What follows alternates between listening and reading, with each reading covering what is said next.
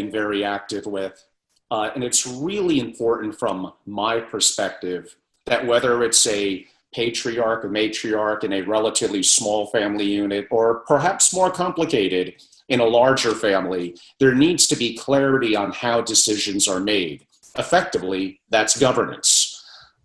Obviously, you want to have a vision, you want to have a mission statement, you want to progress to having a constitution, not a bunch of legal gobbledygook, but something that is real words, that is heartfelt by the family. But at the end of the day, how we make decisions, if it's the driving force of the entrepreneur or the wealth creator, that's a little bit of a dictator model. And sometimes that model is really, really effective and works because of the clarity of decision making very thoroughly.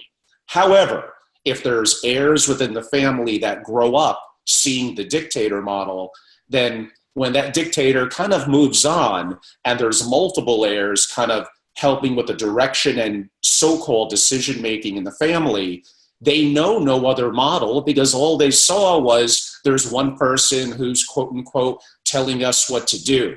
I know we're transitioning a little bit to more family governance, but this is going to be at the anchor of the VFO model as well. How do you help families decide how they make decisions? First of all, listening to what the family's priorities are. It's very important, particularly in the, if you will, the dictator model, where the wealth creator has made all the decisions up to this point and not needed or wanted the input of the family. It's very important to, if you will, divorce the wealth creator and his or her vision from the vision of the family. Okay, so first of all, it's sitting down and asking a lot of questions and really learning where they are now. But the second step really is to devise, and I'm a great believer of putting everything in writing. Once a lawyer, always a lawyer. It's important because that's the way people remember exactly what was said and done. But the very next step is actually putting together a document or some type of a charter that memorializes exactly what the family has told us that they want and need. That's really, and to challenge families really, and to challenge the next generation as to, are they aligned with where the patriarch wants the family to go, or are they on the side? They want to go do their own mission that doesn't align with what the family has done. So it's in some ways it's navigating a minefield gently, but coming to some conclusion, because I'm a great believer that when you begin the discussion and you begin to memorialize what Party A said versus Party B and where's the resolution, that there is actually something that can be presented back to the family as a conclusion to the exercise of deciding where they want to go with respect to governance or with respect to the next generation of the family and the family business and what the succession might look like. If it's going in the direction of a family office, or for the purposes of our discussion today, a VFO, a virtual family office, I'm assuming even if it's more of an outsourced model to trusted advisors that are somewhat collaborative with each other, there needs to be one person who is quarterbacking this being, and I know that's an American phrase that our international audience may not necessarily affiliate with, but someone kind of taking charge. Now, that may be directly the family member that wants to be very hands-on in the process, or it may be a very trusted person, whether legal or accounting, to kind of take charge of the collaborative effort to make this work. So let's assume they got governance and decision-making, they thought through the various options, they're leaning towards their perspective of a virtual family office. Where do you kind of start? You start with permission.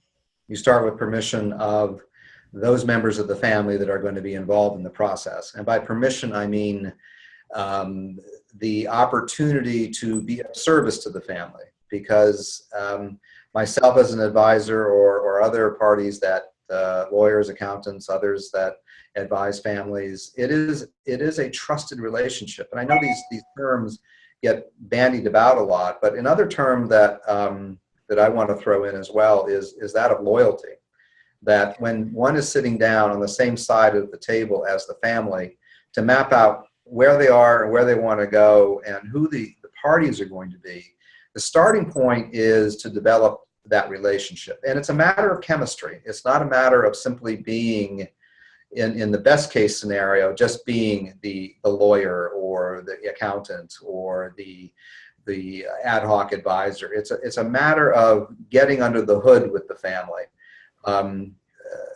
We in America like to use the term quarterback. I like to use the word concertmaster, which resonates a little bit more with my European friends. But the first step is really defining in a specific way, without being too legalistic about it. What's the framework of the relationship? Where do we want to go? And who are the players going to be? Who do I liaise with? Who do I, as the advisor, liaise with on a regular basis? And who is it that is not to be liaised with? So it's a matter of drawing the org chart, if you will, between myself as the advisor and the family and the members of the family that are going to be involved in the process. So there's no question, and per our dialogue from your perspective, a family making a decision, a collaborative decision with thoughtful others around them to help decide on potentially a VFO model, they're likely really going to need someone who's a trusted advisor that could help them map out not only governance and decision making, but some of the framework of their virtual family office and the key players, whether internal or external as advisors that are going to be involved. And maybe that quote unquote advisor, that role is for a long, long time, or maybe it simply is to get things up and running, and then it's just keeping in touch periodically. I think it's going to be very hard for someone to do a real virtual family office without someone who's going to be by their side to help them at minimum early on in the process. Oh, unquestionably. I mean, that is, I think, and Angelo, I think you've hit the nail on the head in terms of the future of the virtual family office, whether it be on behalf of an existing single family office that needs additional services, or any of the other groups, millennials and families in emerging markets. They are going to need to have that trusted person by their side. With that said, however, Andy Card, who was Bush 43's chief of staff, first chief of staff, was famously quoted as saying that in this role, I'm not here to be your friend. I'm here to be your advisor.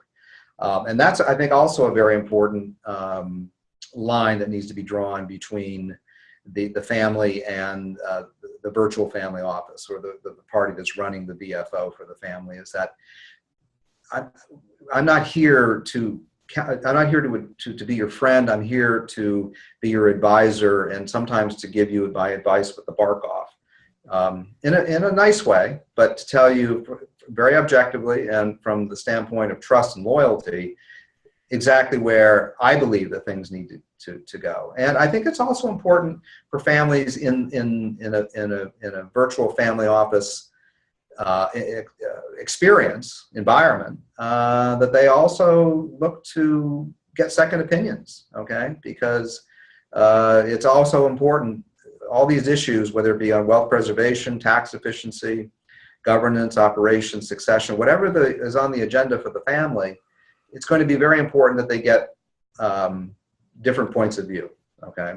Not an endless Tower of Babel, but certainly an opportunity to rely on a single trusted advisor, but to bring in others who have different strengths and expertise around a particular issue in order to be able to define exactly what the course is going to be.